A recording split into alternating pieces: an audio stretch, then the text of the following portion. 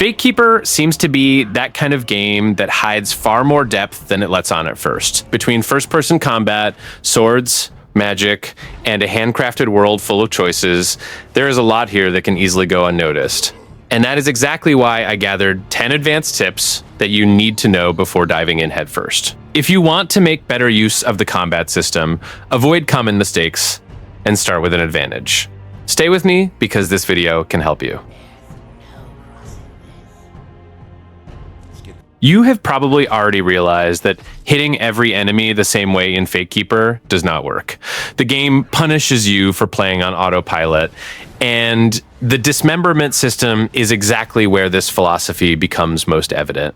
Each enemy has body parts with specific vulnerabilities, and learning where to aim your strikes is the difference between a frustrating fight and one that feels surgical. It is not just about dealing damage, it is about where you deal that damage. The big catch here is that dismemberment is directional. This means a precise cut to an enemy archer's arm isn't just visually brutal, it literally neutralizes that specific attack. If a heavy warrior is preparing to crush you with a two-handed strike, you can anticipate this and remove the threat at the source. Fatekeeper was clearly inspired by Dark Messiah of Might and Magic in this regard, and anyone who played that classic knows how much this changes the way you think about combat. So, in practice, for every enemy type you encounter, stop for a second before jumping into the brawl and observe their attacks. What is the pattern?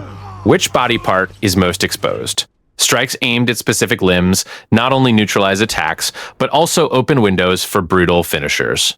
Melee combat in Fatekeeper is reactive by design, and dismemberment is the tool that transforms a desperate player into a calculated predator. I know it seems like too much work to stop and think in the middle of a frantic first-person fight, but once you internalize this rhythm, the game changes completely. You begin to read every encounter like a puzzle of flesh and steel. And that is exactly where Fatekeeper shows why it is one of the most interesting action RPGs of this cycle, because it rewards you for playing with intelligence, not just aggressiveness. This tip is truly game-changing and completely altered how I experience every combat in the game. As soon as I discovered that the environment is fully interactive, I stopped relying so much on mana and potions and started seeing the scenery as my main weapon.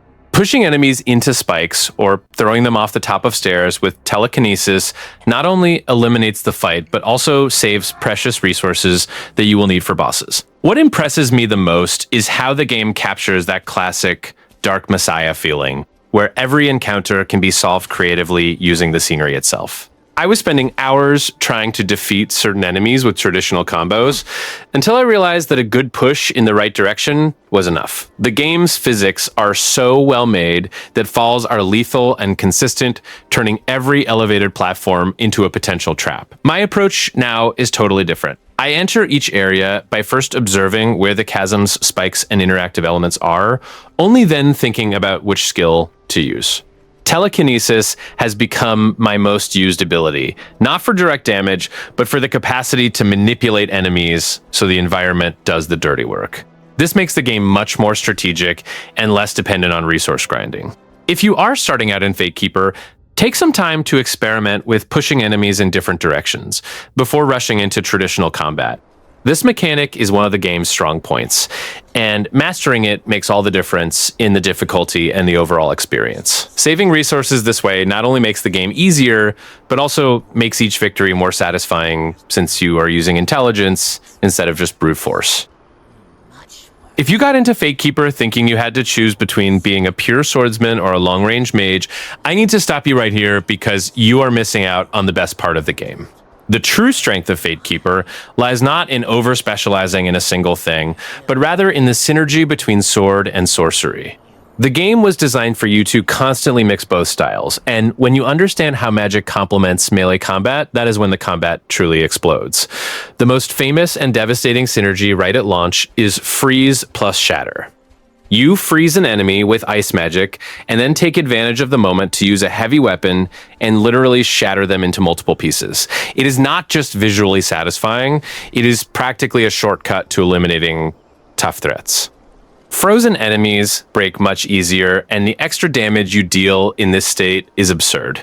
In practice, this completely changes how you face each encounter. Before jumping into the middle of a fight, think about your sequence. Which spell will prepare the ground? Which weapon will decide the confrontation? If you have a large orc coming your way, freeze him first, then run up with a heavy hammer or axe and shatter that block of ice. It is visceral, it is strategic, and it makes you feel like that druidic hero that Fatekeeper wants you to be.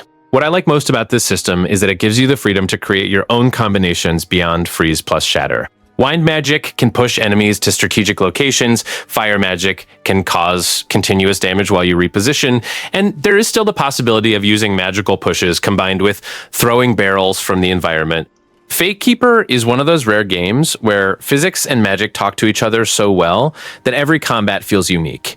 And mastering this synergy is what separates those who merely survive from those who dominate the game.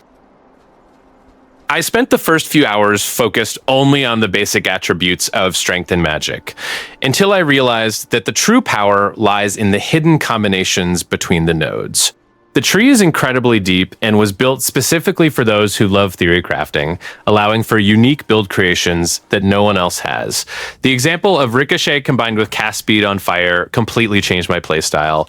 Before, I was casting fire spells conventionally, but upon discovering this Ricochet node and increasing cast speed, my spells started hitting multiple enemies simultaneously while I maintained the casting rhythm. This synergy transforms a simple spell into a killing machine that clears entire rooms in seconds.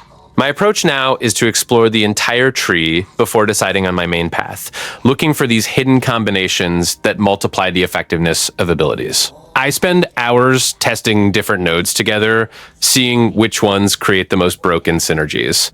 The game highly rewards those who dedicate themselves to understanding these deep mechanics, and every new combination discovered makes me feel like a true build designer.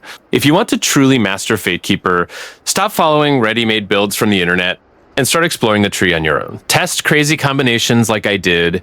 Do not be afraid to look foolish at the beginning, because that is how you discover the most powerful synergies. This depth of theory crafting is what keeps the game fresh even after hundreds of hours. There is always a new combination waiting to be discovered. The dash in Fatekeeper is not just a quick dodge for you to get out of the way of a charge. It has iframes, meaning those fractions of a second where you are completely invulnerable. Understanding the exact timing of this iframe is what separates players who survive by luck from players who survive by skill. Each enemy type has a different timing, and mastering this means you will weave in and out of enemy attacks at the perfect moment. But here is the part that many people don't realize. The dash is not the same for all builds. In specific builds, especially the dagger build, the dash completely transforms into a leaping attack, a jumping strike that takes you straight onto the enemy with damage. This changes everything because you stop using the dodge just to defend yourself and start using it as an attack initiative. It is the difference between playing reactively and playing proactively, and whoever masters this mechanic with daggers becomes a machine at eliminating enemies quickly. In practice, this means you need to think about your dash before every combat. If you are using daggers, the dash is your approach tool, not your escape tool. You get close, use the leaping attack, deal damage, back away, and repeat. If you are using a heavy weapon or a magic build, the dash serves more to create space and position yourself better. The timing of the iframe varies as well, so train against different enemies until you feel the exact moment you become invulnerable. It is pure muscle memory, but once you get it, it becomes automatic. What I like most about this mechanic is that it rewards you for studying the game, not just for playing a lot. Fatekeeper is not about reacting at the last second. It is about anticipating, understanding when the enemy will attack, and using the dash on the perfect frame to trigger the iframe and counterattack. This is especially important against bosses and large enemies, where a timing error can kill you. When you master the tactical dash, the whole game flows better, and you begin to see each combat as a rhythm that you control, not as something that controls you. Telekinesis here is absolutely broken, and I don't understand how there are still people ignoring this central combat mechanic. Since I started using telekinesis spells to throw heavy objects at monsters, my playstyle changed completely. Boxes, barrels, large stones, everything becomes a potential weapon. And the craziest part is that this causes stagger in entire groups of enemies, leaving them vulnerable for precious seconds. What impresses me is how throwing objects has become the true core of combat, not just an optional trick. I was losing a lot of time trying to break bosses' guard with normal attacks until I discovered that a simple barrel thrown with telekinesis leaves them stunned for several seconds. This opening is the perfect moment to unleash maximum damage without fear of receiving counterattacks. My strategy now revolves entirely around always keeping heavy objects nearby during fights. I enter each area looking first for where the barrels and boxes are, only then thinking about which skill to use. Telekinesis has become my most important ability, not for the direct damage it causes, but for the absurd crowd control it provides. Staggering 3 enemies at once by throwing a single object is something no other spell can do. If you want to truly master Fatekeeper, you need to make telekinesis an essential part of your immediate arsenal. Do not wait until you are struggling to start using it. This mechanic is so central that the game was balanced around it.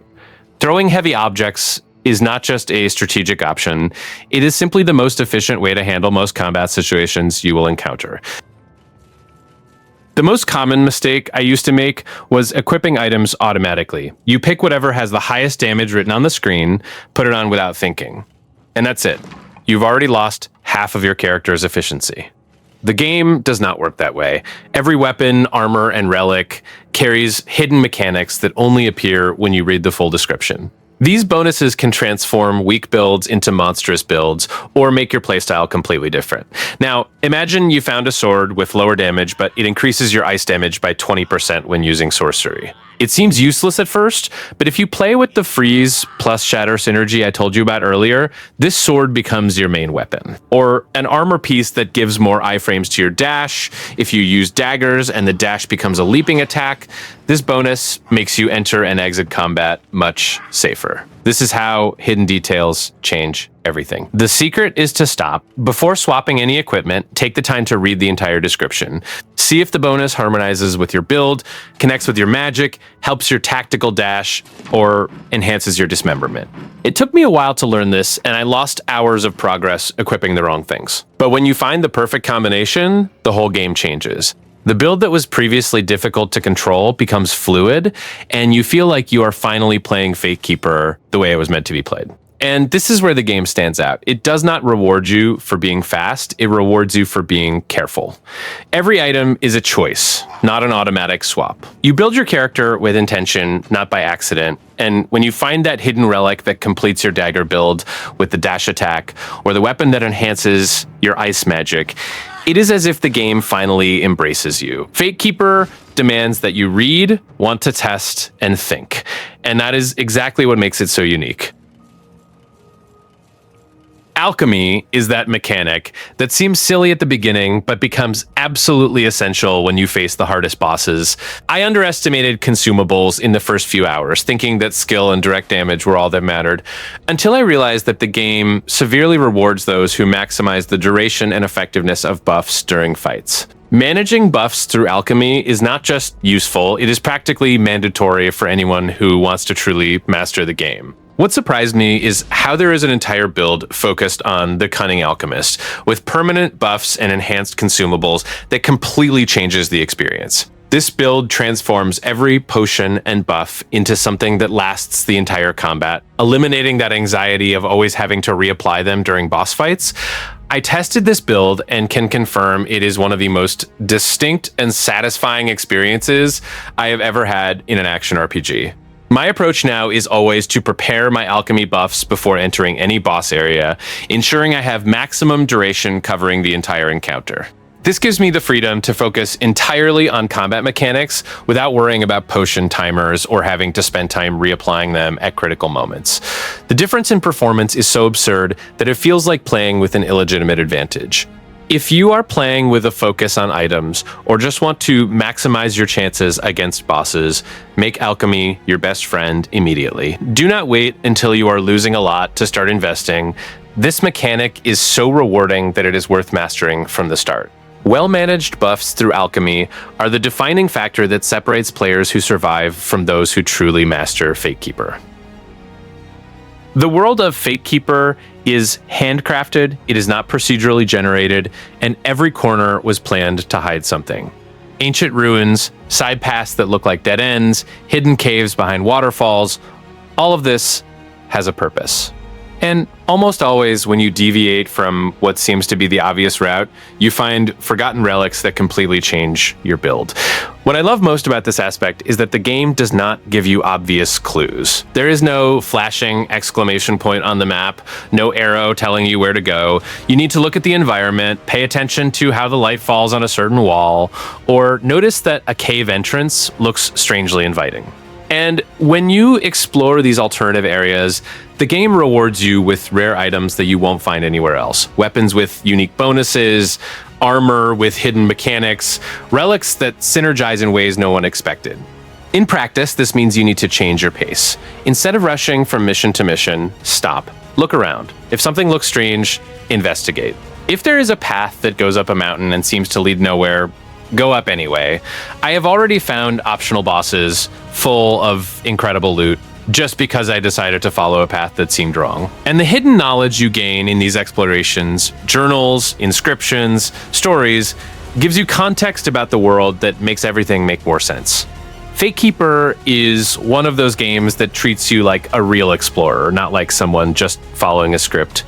The handcrafted world full of secrets was made for those who have the patience to look, to test, to get a little lost. And when you finally find that hidden alternative path with the rare item that will complete your build, it is a feeling that a procedurally generated game will never give you. It is as if the game says, you cared enough to look, so here is something special just for you. Learning enemy patterns was the moment I finally understood that this game demands true respect for Souls-like mechanics, but with a more accessible approach. I made the classic mistake of trying to mash attack buttons at the beginning, dying repeatedly without understanding why I lost. When I stopped to actually study the charging patterns of each creature, everything changed. Combat stopped being about impulsive reaction and became about conscious movement reading. This game requires you to block or dodge at the exact time, but it is not as punishing as traditional Souls games. Each enemy has its own attack pattern that resets consistently, creating a dance that you learn to predict. I spent hours just observing enemies without attacking, understanding exactly when each charge happens and what the perfect window is to counterattack when they leave their guard down. My approach now is totally reactive instead of proactive. I enter each encounter observing first, only attacking when I see the clear opening that the enemy themselves create. This shift in mindset made my survival rate skyrocket, and each victory became much more satisfying because I felt I had truly mastered the mechanic. Fatekeeper's combat is intelligent and rewards patience instead of blind aggressiveness. If you are struggling in combat, my tip is to stop trying to force the fight and start studying each enemy as if it were a puzzle. Read the movements, learn the patterns, wait for the right opening. This is the key to mastering this combat system that is challenging but fair. It is not as punishing as Souls, but it demands the same respect for movement reading mechanics that makes each victory so rewarding.